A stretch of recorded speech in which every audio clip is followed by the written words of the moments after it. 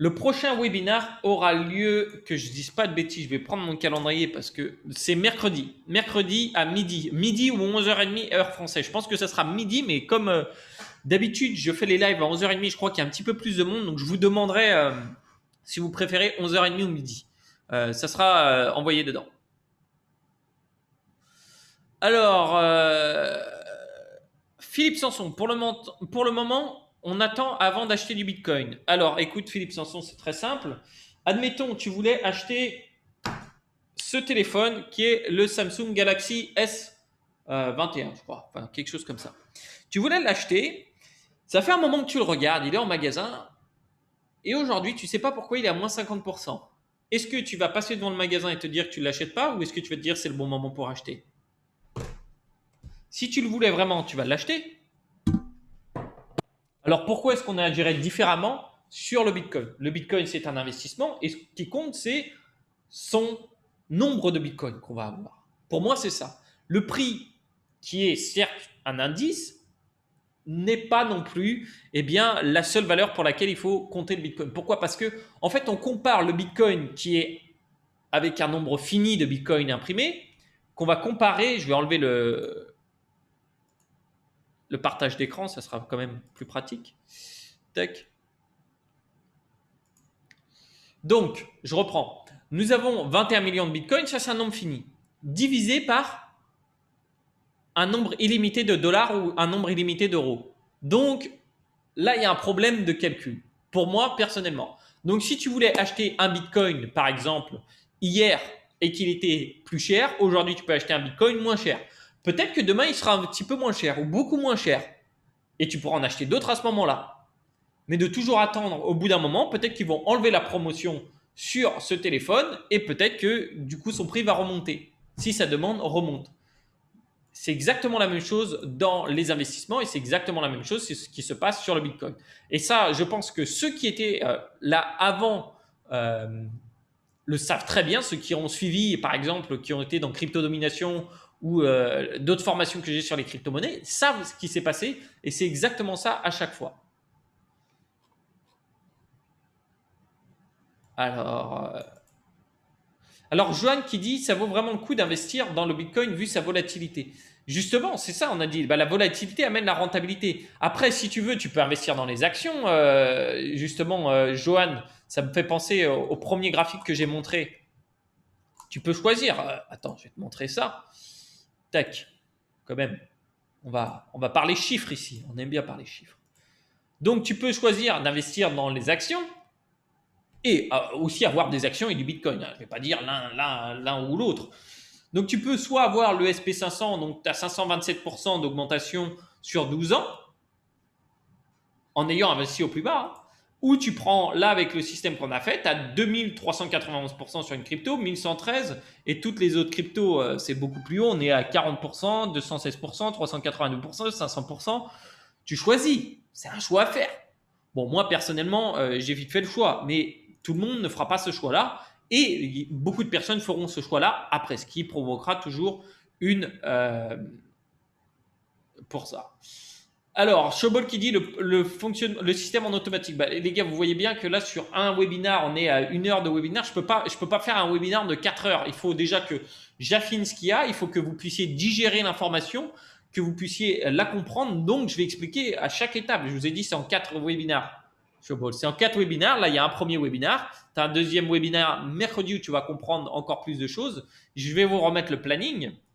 Je peux pas faire tout en une fois parce que si j'explique pas les fondamentaux et si je te parle juste de combien nous avons fait, combien on a retiré et autres, ok c'est bien, ça attire l'attention, mais ça t'aide pas à comprendre. Là déjà tu as vu des chiffres qui vont pouvoir, je l'espère, t'aider à comprendre. Du moins ça a aidé des personnes à changer leur avis et à peut-être changer leur stratégie. De se dire bon, de juste acheter et garder, quand tu te gardes avec tes néos et tes vieux rafios comme ça va être compliqué.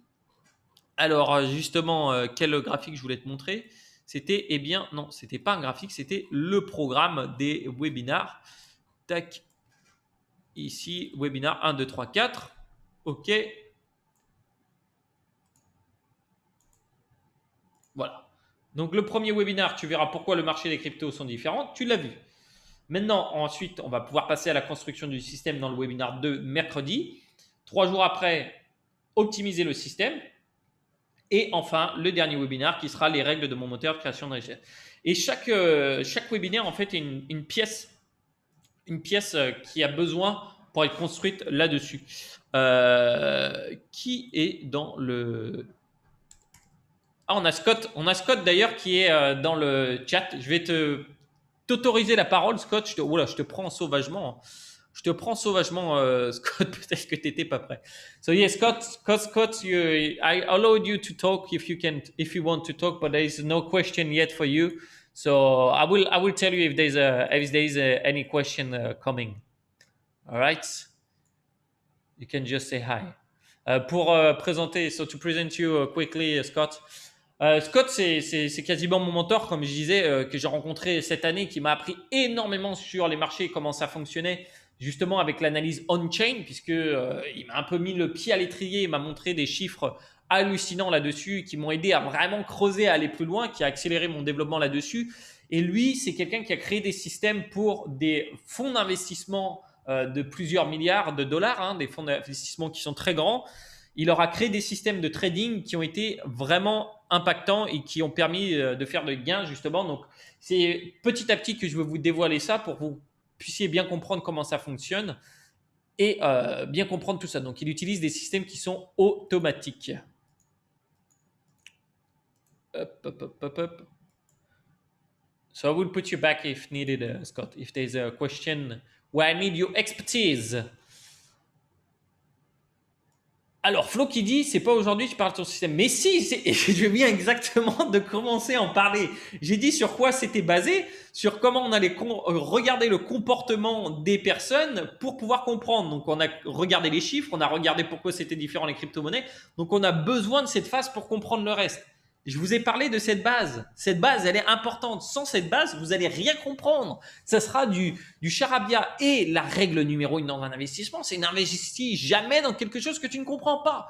Ou sinon, tu peux aller voir. Il y a plein de personnes ailleurs qui te proposeront d'investir dans des trucs où tu comprends rien. J'ai vu des personnes qui ont investi dans des trucs qui ont perdu énormément d'argent parce qu'ils comprenaient pas leur investissement. On leur a dit, bon, bah, il y a juste des choses intéressantes. Donc, voilà.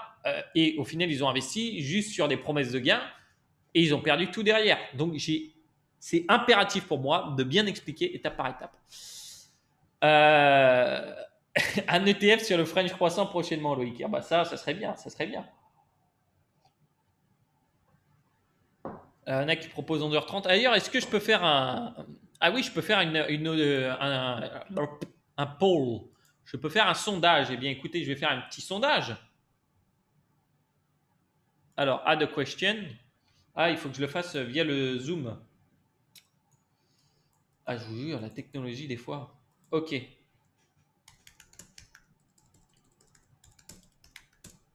Donc, je vais vous demander si vous préférez à 11h30.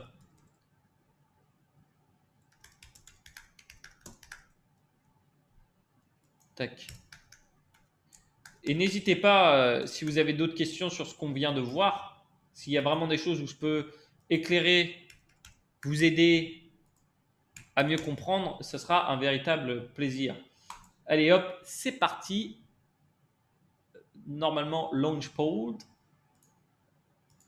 Vous pouvez voter maintenant. Oh là, il y a 65 nouveaux messages. Ok.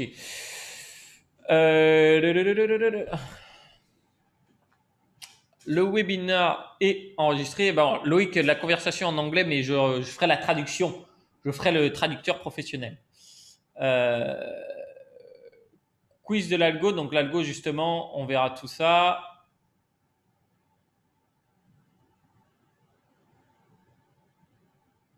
Alors, ouais, Paul, pour ceux, je vous mettrai les rediffusions pour ceux qui sont dans les formations crypto domination.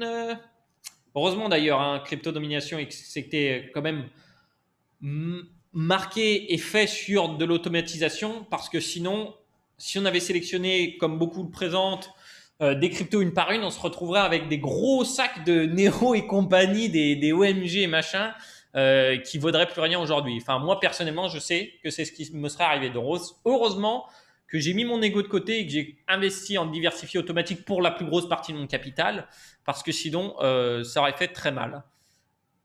Alors, tout le monde dit bonjour à Scott, c'est sympa. Ah, ça me fait plaisir, vous lui avez fait un bel accueil. Vous lui avez fait un bel accueil.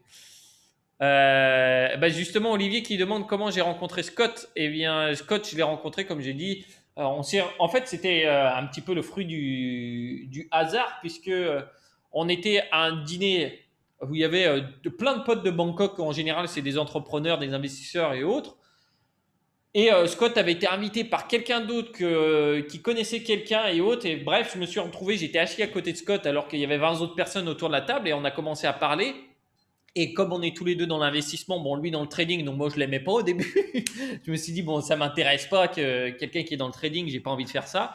Et au final, comme il m'a parlé de système automatique et autres, là j'ai fait, ok, c'est intéressant. Et c'est là qu'on a commencé à bien parler pour mieux comprendre tout ça.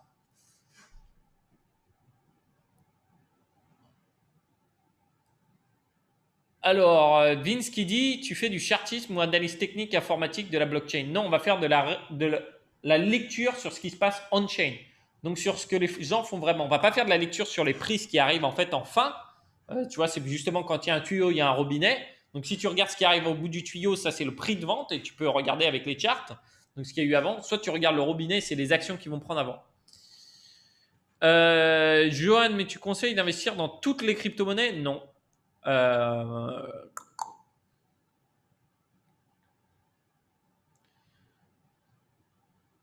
Moi, j'ai envie d'investir dans les ETF et les cryptos, Johan. Bah, c'est très bien, il faut le faire. Hop, hop, hop, hop, hop. Alors, et pour ceux qui bossent, Samuel McQueen, j'ai pas compris. Parce qu'il y en a plein qui bossent, j'en connais qui bossent et qui viennent sur la pause déjeuner. Ça dépend du boulot, des dispos de chacun. J'ai vu qu'il y avait des personnes qui ont levé la main. Alors, je sais pas ce que vous voulez en faire d'avoir levé la main. Euh, Tac, tac, tac. Alors, les gens finissent de bosser plus vers midi en général. Ça dépend vraiment. Parce qu'en fait, il y a beaucoup de personnes dans mon audience et dans les formations, par exemple, je sais qui sont à leur propre compte, qui sont freelance, qui ont leur entreprise, qui sont cadres ou autres, qui ont plus ou moins des flexibilités d'emploi du temps. Donc ça va dépendre des personnes, quoi. Mais de toute façon, on va écouter le vote, hein. On va écouter le vote. On va pas non plus. Je mettrai le replay de celui-là, mailing, ouais, mailing, mailing, mailing, ça sonne chinois comme prénom, si je me trompe pas. Et Esposito, par contre, c'est totalement espagnol. Donc, enfin, ou si je peut-être portugais, quelque chose comme ça. Hop, hop, hop, hop, hop, hop, hop, hop, hop, hop, hop, hop, hop. Est-ce que tu pourras muter nos avoirs en crypto dans ta méthode à venir? Je vois pas ce que tu veux dire, Philippe. Non, Itamar n'est pas indien, il est israélien. Ouais, du coup, tout le monde parle à Scott, quoi, hein. Everyone talk with you, Scott. I can leave. Thank you, Scott. It was a pleasure. you took all the light is on you now, Scott. All the light is on you. Toute la lumière est sur Scott. Il a pris toute mon attention. Moi, ça y est, vous m'avez relégué, vous m'avez oublié. Ah, les enfoirés, j'en reviens pas. Elisabeth qui dit j'y connais rien, comment débuter? Bah, regardez justement les premiers webinaires que nous faisons là-dessus pour t'expliquer comment fonctionne la méthode et tu verras que la méthode est très simple en fait de mise en place et permet à tout le monde de commencer de n'importe où. Mais après, si tu veux commencer dès aujourd'hui et ne pas attendre, tu prends Crypto Starter qui te permet de vraiment commencer petit à petit dans les cryptos et prendre tes marques. Alors Quentin qui dit je trouve c'est une excellente approche au marché traditionnel où ces données sont cachées et manipulées. Et ça c'est vrai. C'est vrai que nous n'avons aucune idée de ce qui se passe dans les grands fonds d'investissement, dans les grandes banques d'investissement qui ont par exemple qui choisissent sur dans quoi vos supports d'assurance vie seront investis. Ça c'est un exemple et autre. Là-dessus, on sait qu'il y a de l'information qui passe à fond en dessous des radars et où on n'a aucune idée. Pourquoi on le sait? Parce qu'il y en a tous les ans qui se font prendre les mains dans le panier. Donc elles sont prises les mains dans le sac et justement, il y a des amendes qui sont faites pour ça. C'est le délit d'initié. Et il y en a toujours. Donc ne croyons pas que tout le monde, qu'ils arrêtent tout le monde. C'est comme se dire que les radars prenez tout le monde qui est en excès de vitesse. Non, ils prennent qu'une petite partie des personnes qui sont en excès de vitesse. C'est exactement la même chose sur les marchés financiers. Sauf que là, nous, on peut avoir quelque chose.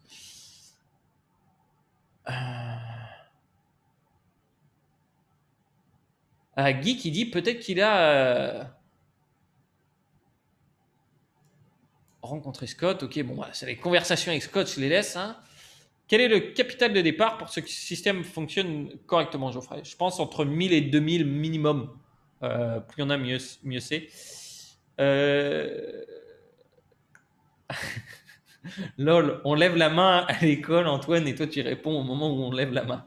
Je suis pas trop un fan du système classique de l'école, donc ça va pas trop être mon truc. Alors, ça y est, Jack. Bon, là, c'est des questions qui sont un peu trop précises sur la DeFi. Je vais pas y répondre parce que sinon, on va partir totalement hors sujet. Et c'est important des fois que je dise non et que je réponde plus. Tu m'envoies un message, un email ou autre. Je préfère faire ça parce que sinon, on part sur des conversations qui sont hors sujet. Et en fait, on perd tout le monde. On perd tout l'intérêt de ça. Alors, Patrick qui demande quelle est la différence par rapport à. Alors, ça n'a rien à voir en fait. Ça n'a rien à voir. Là, les robots, par exemple, sur Navbot ou des choses comme ça, vont agir en fonction du prix. En fait, ça va être plus en général de l'analyse technique qu'ils vont faire sur ce qui se passe. Là, c'est pas du tout ça qu'on va faire. Donc, vous allez découvrir justement comment ça fonctionne, puisque on a dit on se base sur l'analyse on-chain. Et à ce jour, je ne connais pas de robots ou autres qui permettent, autre que bien sûr notre système et ce qui a été principalement développé par Scott, de faire de l'analyse on-chain et de voir ce qui se passe dessus. Personnellement, je ne l'ai pas vu. Tac, tac, tac.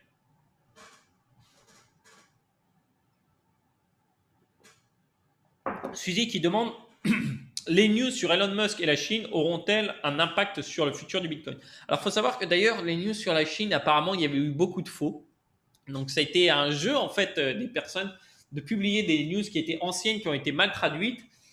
Et ce qui est bien, c'est que dans toute industrie, dans tout investissement et autres, il y a une industrie qui fait de l'argent dans les moments de peur et dans les moments où tout le monde se rue. C'est les médias. Les médias. Et donc, justement, pour eux, le but, ce n'est pas forcément d'apporter toujours l'actualité réelle, mais d'apporter l'actualité qui va te rendre accro. Donc, c'est pour ça qu'il y a énormément d'erreurs qui sont faites dans les médias, parce qu'eux, ils sont rémunérés par le nombre de clics qu'ils vont générer, par rapport au nombre de pubs qui vont être affichés. Et là, ce qui est arrivé justement sur la Chine, par exemple. Donc oui, bien sûr, tout ce qui se passe sur l'actualité engendre une partie des émotions.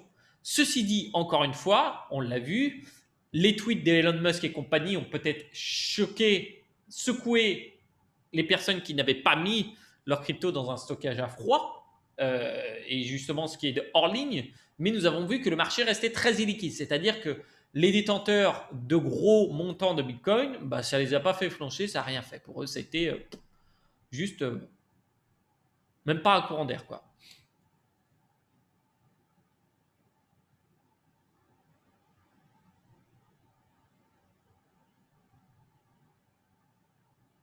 Ah bah Julien qui dit merci pour la formation. Ça m'a pas rendu riche, mais ça met beaucoup de beurre dans les épinards. Ça dépend en fait. Être riche, c'est une définition que chacun a. Pour certains, ça va être Jeff Bezos. Pour certains, ça va être jamais assez. Être riche, faut pas compter que la richesse monétaire pour moi, mais la richesse de ce qu'il y a autour, la richesse en expérience, la richesse en temps libre, la richesse avec à bâtir des relations avec des personnes. Si on est extraverti, hein, bien sûr. Si on est introverti, je pense que oui, un petit peu aussi. Donc c'est ça aussi, la richesse n'est pas que matérielle pour moi. Et je pense que se concentrer uniquement sur la richesse matérielle, c'est se voiler la face. Et bien sûr que pour autant, la richesse monétaire, justement, permet de faciliter le reste. Puisque on n'aura jamais assez d'argent si on veut. Mais on peut dire qu'à un moment, on a assez d'argent qui nous permet d'être libre, qui nous permet d'être là où on veut, d'être avec qui on veut et quand on veut. Et ça, pour moi, c'est la richesse utile. C'est la richesse dont on a besoin. Et peut-être qu'on pourrait rajouter un cinquième point qui est de permettre d'apporter des capitaux et de l'énergie en fait dans les projets qui sont importants pour nous. Soit qui peuvent être caritatifs, soit qui peuvent être entrepreneuriaux, soit qui peuvent être de tout. Mais tu peux en fait le mettre vraiment à profit comme tu veux. Mais déjà d'avoir la richesse de temps et la richesse de lieu permet vraiment de débloquer énormément de choses. Le replay, je l'enverrai par email, ouais. Antoine pourra copier ta méthode. Alors, je ne sais pas si on parle de la méthode, mais oui, on pourra la copier-coller. Pourra-t-on la copier? Yes. Scott les bons tuyaux. Ouais, ça rime pas, je l'ai dit. Scott les bons robinets. Scott, attends, je vais te mettre en audio. T'es pas en audio si tu voulais parler. Wait a second, Scott. I will put you with the audio because you were not on it. You raised your hand. And I allowed you to talk now, I believe. Ouais. Now I allowed you to talk. And you believe you're not mute, so... Hello, Scott? We cannot hear you now, but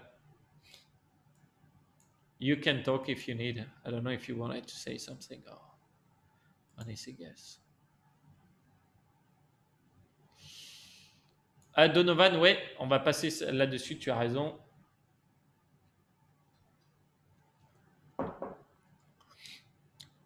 Rochette, non, ça dépend en fait. Si tu veux le développer toi-même aussi, tu auras tous les éléments. Scott, we can't hear you.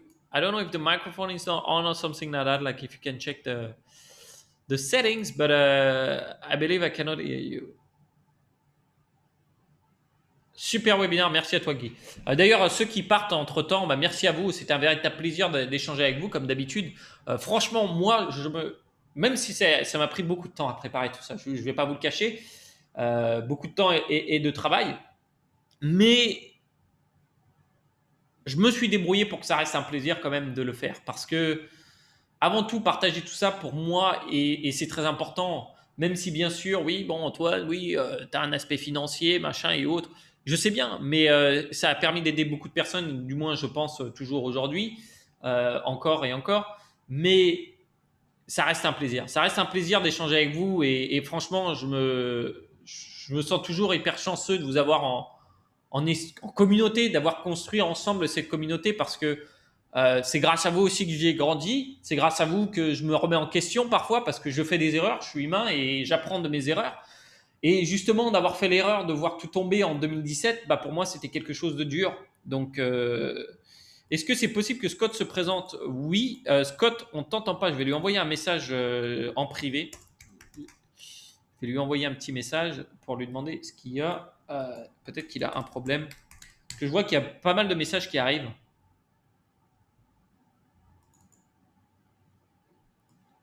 Hop.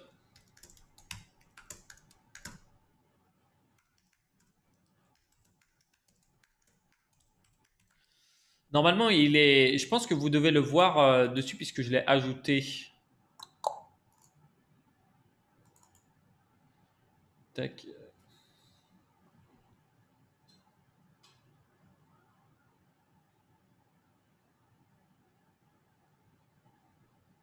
Hop, hop, hop, hop, hop. Alors, il y a. Tac, tac, tac. Je regarde s'il y a d'autres questions qui sont arrivées. Si je passe un compte type. Je vais pas répondre, Vince, à ta question.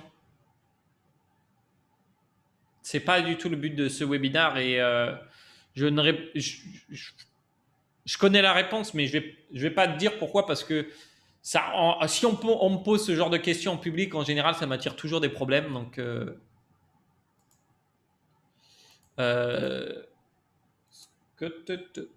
je pense que, je sais pas.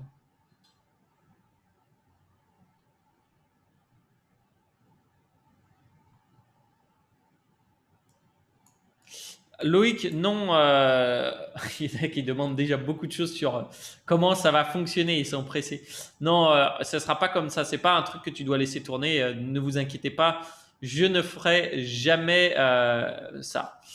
Alors, je vais regarder à la fin.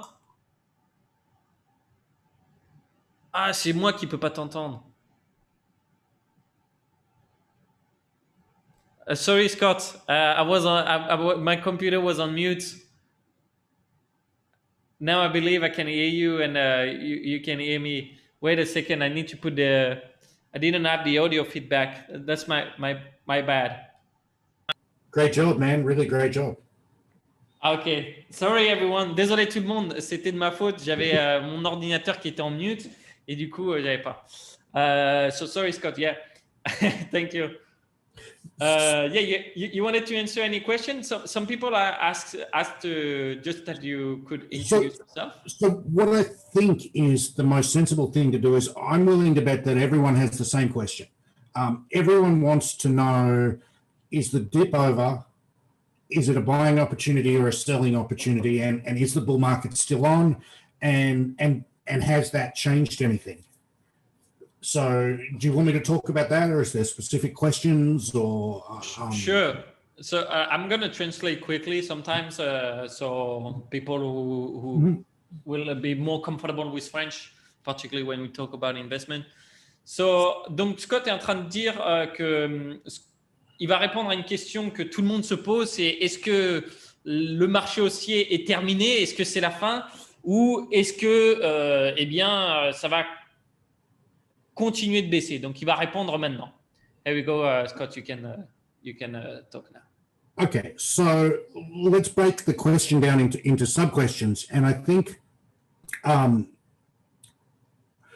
the most important thing to know is the bull market still on?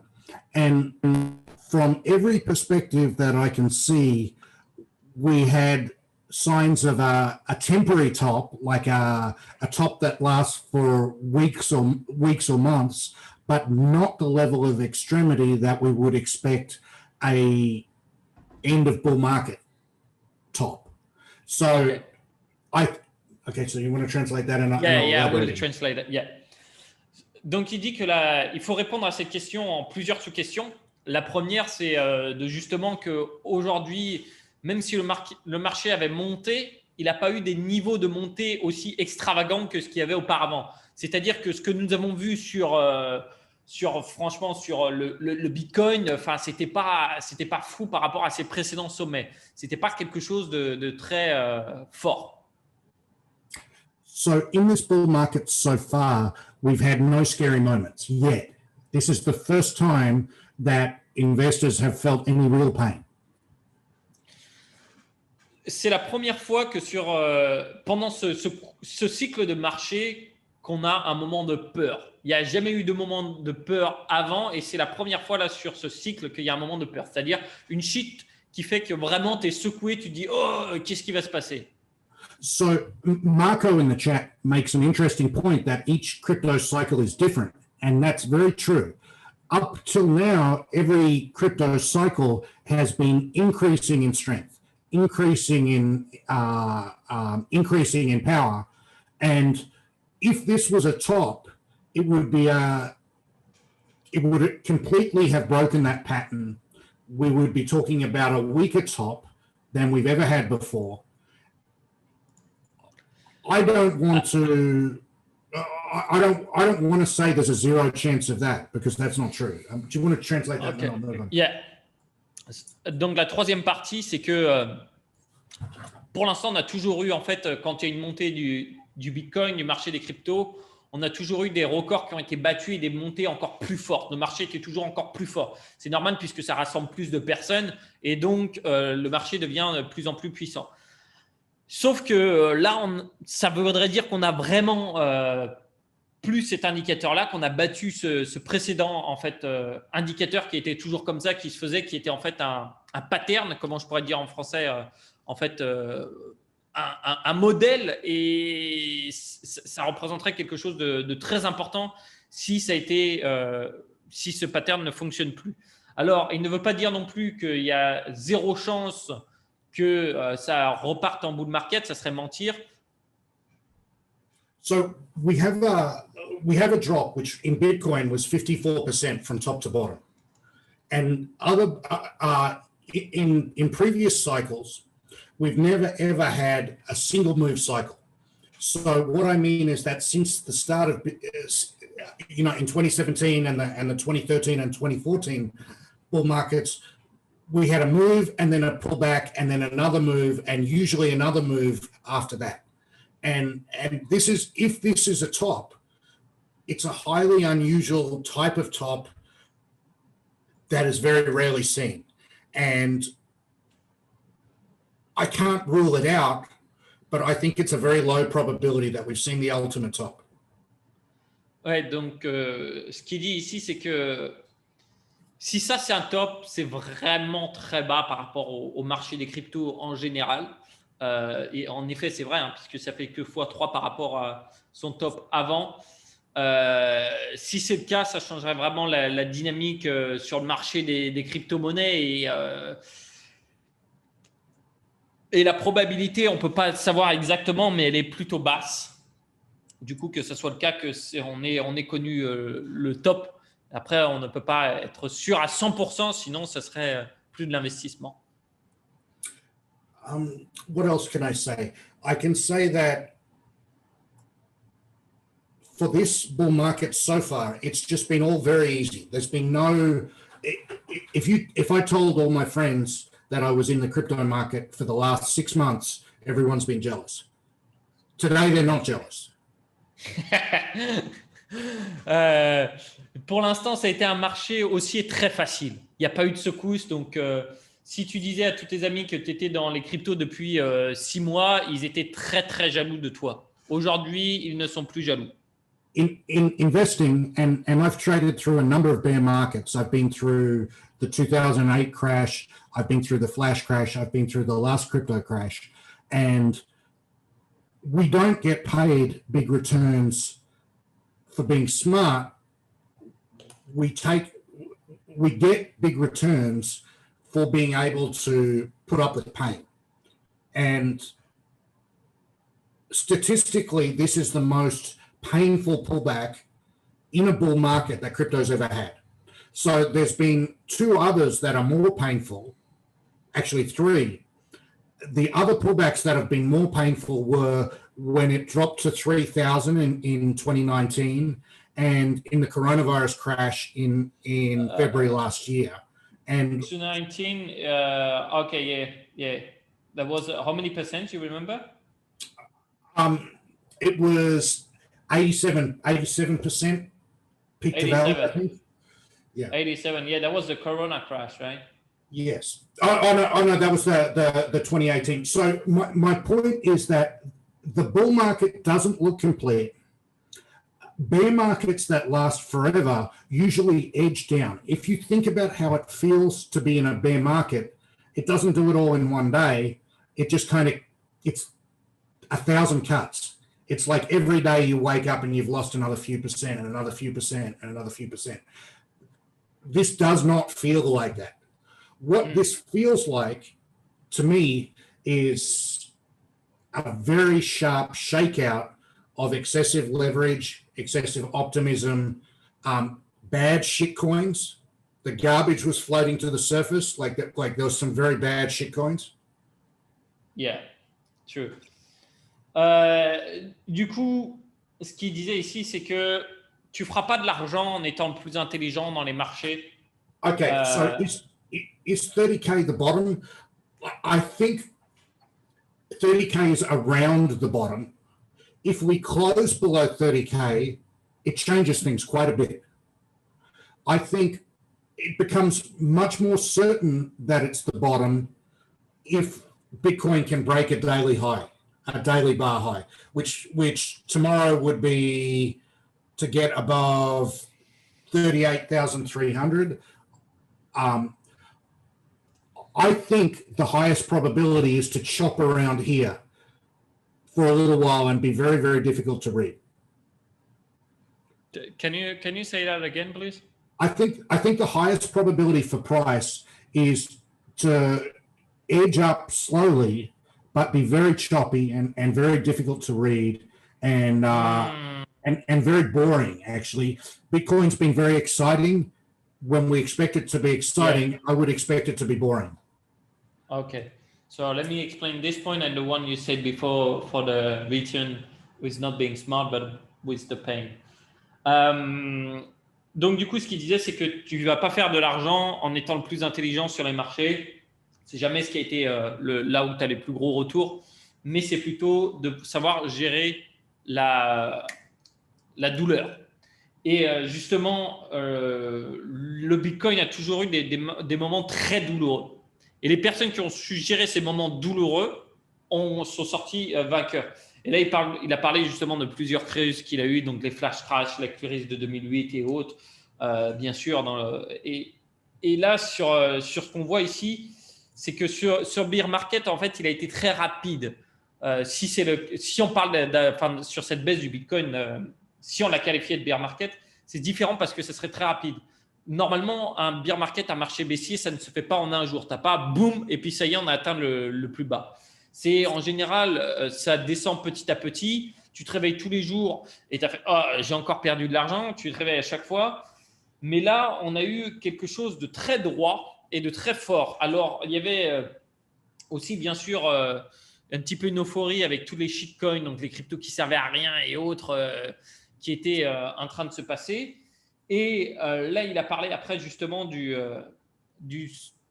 bottom, donc du plus bas du Bitcoin qui serait aux alentours de 30 000. Et s'il descendait en dessous de 30 000, là, ça changerait vraiment la donne. On aurait vraiment quelque chose de différent. Mais on aurait plutôt un Bitcoin qui va sans doute tourner autour des 38 000 pendant un moment et qui sera très ennuyant. Parce qu'on ne saura pas exactement ce qui va se passer, à regarder l'évolution du prix et on verra ce que ça va donner après. I think another important point to make is that alt season is almost certainly over for 2 or 3 months. Like I think the odds are very strong that the best coins to own will be either Bitcoin or Ethereum or larger cap coins rather than micro cap altcoins right now. I think that's already becoming clear. Ok, donc là, ce qu'il dit, c'est que sans doute l'alt season ne va pas reprendre de suite. Elle reprendra dans 2 mois ou 3 mois. L'alt season, bon, là, on commence à développer un petit peu plus. Donc, pour les nouveaux, ceux qui ne connaissent pas ou autre, tout ça, ne vous inquiétez pas, on va le voir dans tous les webinaires, j'expliquerai ça. Et là, il dit, bon, dans 2-3 mois, et je pense que ça, c'est assez clair, et là, je suis là-dessus, parce que les personnes vont commencer à se remettre d'abord dans des positions solides comme le Bitcoin et l'Ethereum.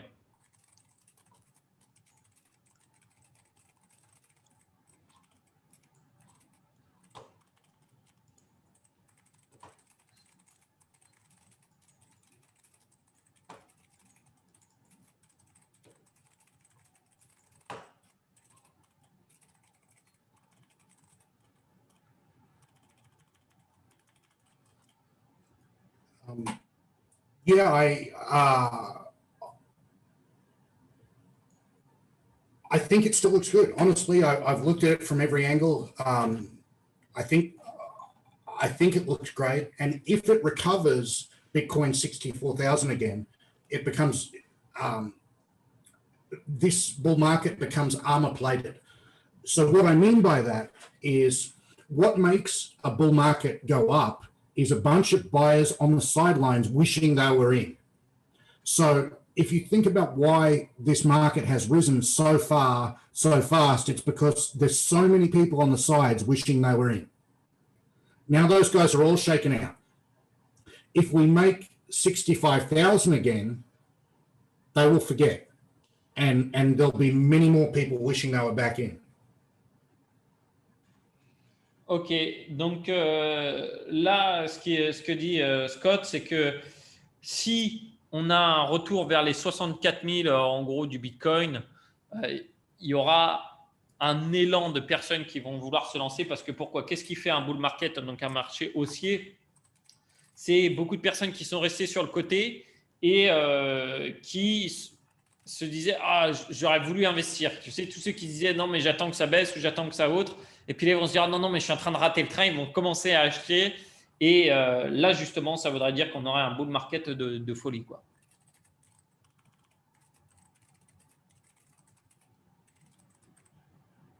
There's a question, why are you sharing this with us and not keeping it to yourself? And that's an interesting question. I gain a lot from sharing all my stuff. I've always shared my systems. If you look at, if any of you speak English, I've got like thousands of Quora answers and I've got a YouTube channel. I've always shared my trading systems. And because of that, I've been able to collaborate with some of the best people in the world. I have hedge fund traders and really sophisticated quant traders who I work with building my trading systems, and that all happened through sharing. So I don't believe that it hurts me to share my trading systems. I don't think it hurts me at all. I'm not doing if I was doing a high frequency trading system, yeah, this would hurt, but it doesn't. So crypto markets are big. They're big enough for everyone. And honestly, it's an extremely useful system. It does something that solves the biggest problem in crypto, which is, sure, we all know it's going to be a huge, massive bull market and you're going to 10x your return, but how do you get out at the end without giving 50% of it back? And I believe that's what I can do. And I believe I have a responsibility to share that if I've figured it out, which I have figured out. And it's fucking amazing, guys. Like it's legit. It's really amazing. Yeah, I've been building trading systems for over 10 years now. And I'm good at it. I'm one of the best in the world, and this is the best one I've ever done. So I'm happy to share. I'm proud to share, actually. Du coup, il y a une question, c'était pourquoi Scott, tu partages tout ça et tu ne le gardes pas pour toi? Il a dit que du coup, Scott, ça lui a permis énormément en fait, de toujours partager. Il a répondu à plusieurs milliers de questions sur Quora. Donc, c'est une plateforme où tu peux poser n'importe quelle question qui est plus populaire côté anglo-saxon, mais qui le commence à être en France. Et du coup, il a toujours partagé. Ça lui a créé énormément de connexions, donc avec des grands fonds d'investissement, avec des très grands traders. Et donc, forcément, quand tu commences à être en ligne, eh bien, les personnes commencent à te parler plus, on commence à t'aider et autres. Bon, ça, personnellement, je sais que je l'ai vu personnellement sur mon cas, justement.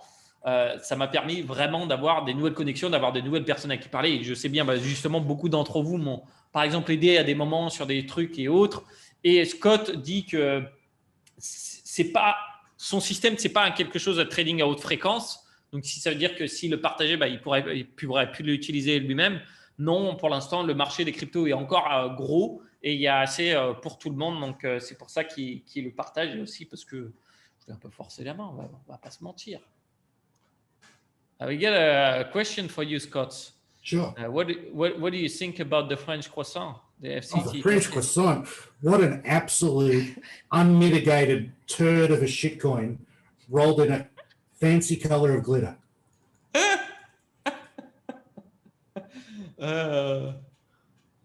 Valueless. Il dit que c'est un très beau shitcoin qui a été bien mis avec beaucoup de paillettes. Ok, I think that's it. Je pense que ça va être fini pour aujourd'hui. Ça fait 1h30 qu'on est en ligne. Pour moi et Scott, ça va être l'heure du dîner là en Thaïlande. Donc, je vais le laisser retourner à sa famille et moi, je vais aller m'acheter un petit pad thai. Well, thank you, Scott. I think that's going to be the end for this Q&A session. Thank you a lot to take the time to come and to exchange with us. It was amazing. And I wish you the best, having a good dinner with your family. And then see you next time, Scott. See you then. Bye-bye. Bye. Allez, merci à tous encore. On m'avait demandé un petit récap de la conversation qui était avec Scott. En gros, il y a peu de chances que le bull market soit terminé. On pourra se reposer la question si ça passe en dessous de 30 000 et là, ça sera sans doute la fin. En tout cas, la alt season, elle doit être mise en pause pendant un petit moment, donc 1 mois, 2 mois, 3 mois, quelque chose comme ça. Là, les gens vont plutôt se retourner vers les cryptos, on va dire, entre guillemets, Secure, Ethereum, Bitcoin. Et c'est vrai que c'est ce qu'on va voir. C'est déjà ce que j'ai vu, les prémices des personnes qui ont dit, bon, moi, je vais acheter ça. Et donc, après, on aura sans doute une alt season qui remontera. Si nous avons le Bitcoin qui revient vers les 64 000, et là, ce sera un bull market de dingue, quoi. Ça sera une montée de dingue. Donc, écoutez, je vous retrouve mercredi pour développer tout ça. Et un grand plaisir encore d'avoir échangé tout ça avec vous. Et ça, justement, aussi de Scott, ce que n'a pas dit Scott, mais de partager ses recherches, c'est que ça force, en fait, le travail force à mettre en place sa créativité, à l'organiser et à la mettre en forme, d'aller plus loin pour que d'autres personnes puissent la comprendre. Et ça, je le vois à chaque fois dans les sujets de vidéo parce que tu pourras avoir des connaissances qui sont un peu évasives, à gauche, à droite, tu as pris 2-3 bouts. mais au final, tu n'as pas quelque chose de très concret. Et ça, je le vois exactement quand je fais des vidéos, puisque ça me force à aller plus loin dans les sujets, ça me force à tout aller plus loin. C'est pour ça que j'ai écrit un bouquin, parce que ça te force à vraiment condenser ton savoir. Donc, si vous êtes vraiment intéressé par étudier des sujets ou autres, je vous conseille de les mettre en forme au moins, que ce soit en format vidéo ou en format texte, ou peu importe, d'organiser votre savoir, parce que c'est vraiment hyper utile. Que ce soit pour le filer à des potes, que ce soit pour le garder pour vous, peu importe. Mais de faire ce travail-là, c'est très intéressant. Il faudrait que je retrouve la citation, c'était dans un livre que je lisais sur la créativité, justement, où le gars qui disait que son boulot, c'était de jouer tout le temps, et son travail, c'était d'organiser ce qu'il avait trouvé pendant qu'il jouait. Et ça, je trouve que c'est vraiment impactant. Je trouve que c'est quelque chose de vraiment utile. Donc, pour ça que j'aime bien cet exercice. Allez, je vous souhaite un très bon dimanche à tous et je vous dis à mercredi. Ciao.